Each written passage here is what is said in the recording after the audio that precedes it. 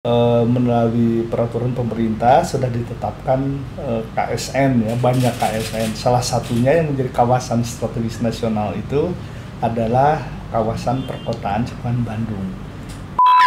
Cekuan Bandung ini sudah sangat tumbuh pesat ya, sudah lama, tapi tidak diikuti dengan pembangunan infrastruktur untuk menunjang pertumbuhan tersebut. Dan bisa dikatakan pertumbuhan Cekuan Bandung ini relatif kurang terkendali.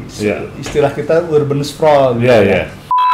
Kira-kira faktor-faktor apa yang Bapak ya hampir setahun ini melihat tantangan-tantangan yang dihadapi sedemikian rupa sehingga aduh ini harus ada prioritas ini, prioritas itu.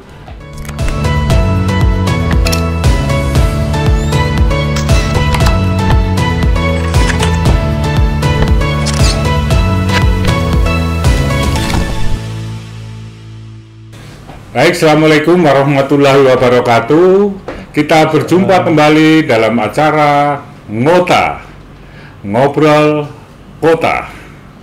Adalah suatu acara untuk mencoba memahami situasi dan kondisi di perkotaan dan kemudian mengambil hikmahnya dan bagaimana kedepannya kita bisa melakukan hal-hal yang baik untuk perkotaan kita masa depan.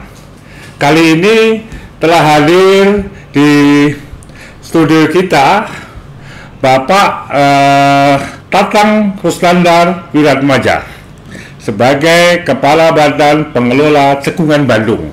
Adalah suatu metropolitan, satu kawasan yang ada di sekitar Bandung. Metropolitan menjadi satu hal yang sangat penting di dalam pengembangan kota masa depan. Tantangan aglomerasi, tantangan untuk bisa mengembangkan bersama infrastruktur, tapi tantangan-tantangan yang berat lainnya juga ada. Bagaimana ekosektoral, bagaimana masalah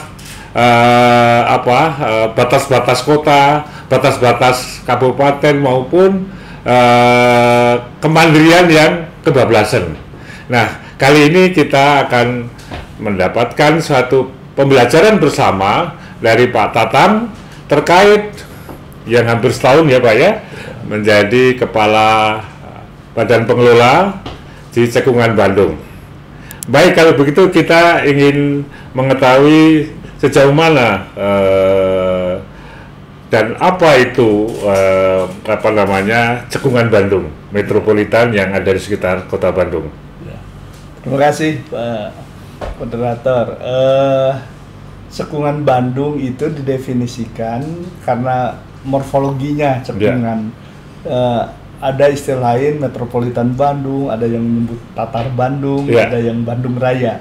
Intinya kawasan perkotaan di wilayah Cekungan Bandung, dan itu memiliki peran utama secara nasional. Kita tahu lah bahwa menurut ramalan nanti tahun 2045 itu lebih kurang 80% penduduk Indonesia tinggal di perkotaan. Tadi Bapak sudah menyampaikan aglomerasi, ya memang bisa jadi Jawa ini jadi megapolitan, Jakarta, Bandung, Cirebon dan seterusnya itu bisa menyambung.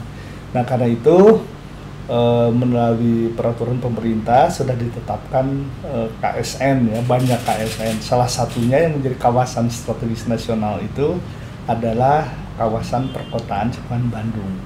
Kawasan perkotaan Cekuan Bandung secara ekonomi menyumbang 3,6% GDP nasional.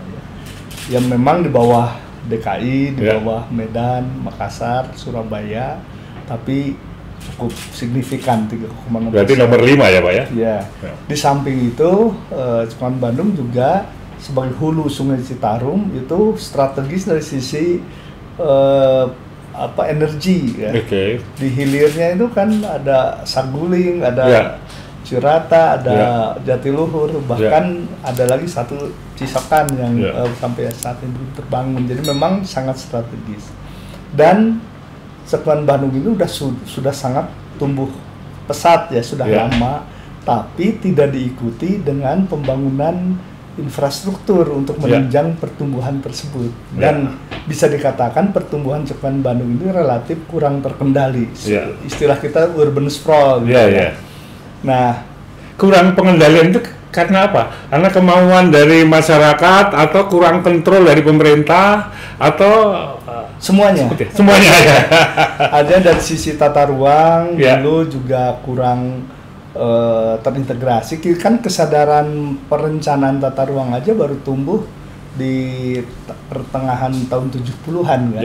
Nah, belum itu tumbuh di kalangan profesional, tapi di kalangan politisi kan masih belum terlalu kuat ya. Bahkan seringkali kepentingan perencanaan tata ruang itu, pengendalian tata ruang kalah oleh kepentingan ekonomi ya. Nah, ya kita tahu lah pengendalian Bandung Utara itu kan sejak tahun 74 gitu ya. Tapi kita tahu kan perkembangan Bandung seperti itu karena memang kalah gitu. Kebijakan pemerintah kalah oleh kekuatan ekonomi. Seperti itu. Itu persoalan utama di Bandung sebetulnya. Dan kira-kira bagaimana mengatasi tantangan tersebut kok bisa gitu ya? Dikenal kan selalu dengar, wah di Bandung itu juga banyak ahli perencana kota gitu. Tapi kotanya seperti itu gitu ya. Ya memang persoalan di semua daerah ya. Butuh konsistensi penataan ruang mulai perencanaan, pemanfaatan maupun pengendaliannya. Tapi justru titik lemah kita di sana gitu. Ya dari mananya ya harus ada permintaan khusus lah ya. Kalau saya sendiri sih melihat kita tidak kurang perencanaan, tapi yang jelas di dalam pelaksanaannya itu lemah. Kalau saya ingin sering dengar dari Profesor Tommy Firman itu yang direncanakan tidak dilaksanakan, yang dilaksanakan tidak direncanakan. Nah, seperti itu tantangan perencana itu ya. Dan kalau lihat ke sistem politik ya, kan sekarang di alam demokrasi ini kepeladanan itu kan 5 tahun sekali dipilih ya. Nah, padahal penataan kota itu butuh perencanaan yang mendasar. Nah, mendasarnya membuat fondasi, membuat sistem. Berapa tahun itu? Nah, tapi karena 5 tahun membangun fondasi belum kelihatan. Ganti pemerintah, ganti lagi. Artinya apa? Tidak ada kepala daerah yang mau membangun fondasi. Karena nggak kelihatan di depan.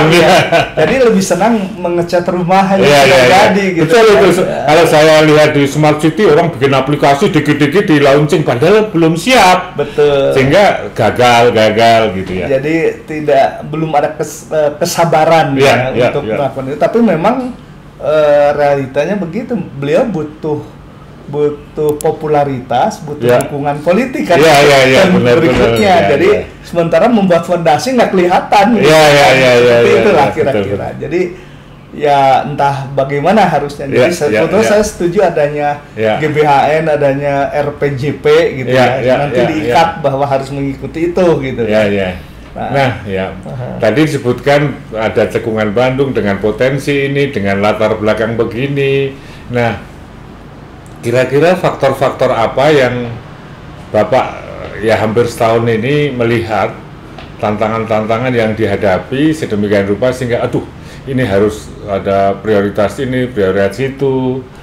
Ya, pertama ya perlu ada kebijakan yang disepakati baik oleh gubernur, bupati, wali kota, artinya pemerintah provinsi, pemerintah kabupaten kota menyepakati kebijakan dasar pembangunan atau pengelolaan di cekungan Bandung ini. Salah satu contoh, kita persoalan Bandung itu sebenarnya berawal dari tadi yang saya sampaikan urban sprawl pertumbuhan yang melebar yang tidak terkendali.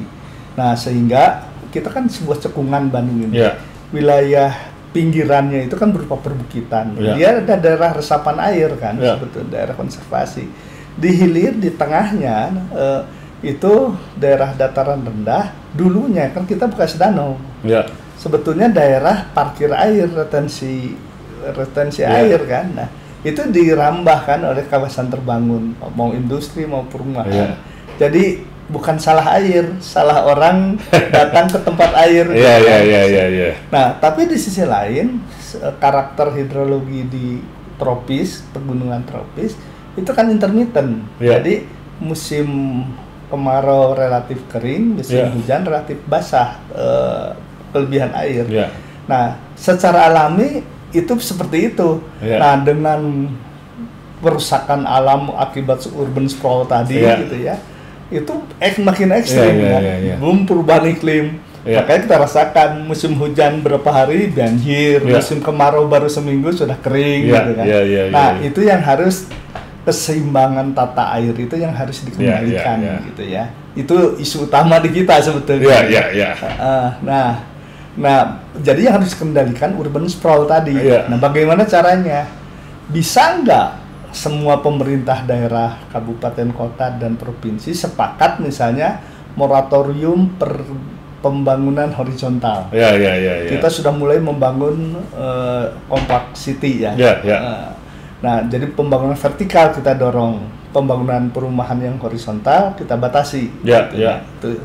Nah, satu itu. Yang kedua, implementasi dari itu salah satunya bisa nggak, karena kita kalau boleh tidak cenderung mudah dilanggar, kita mekanisme insentif disinsentif.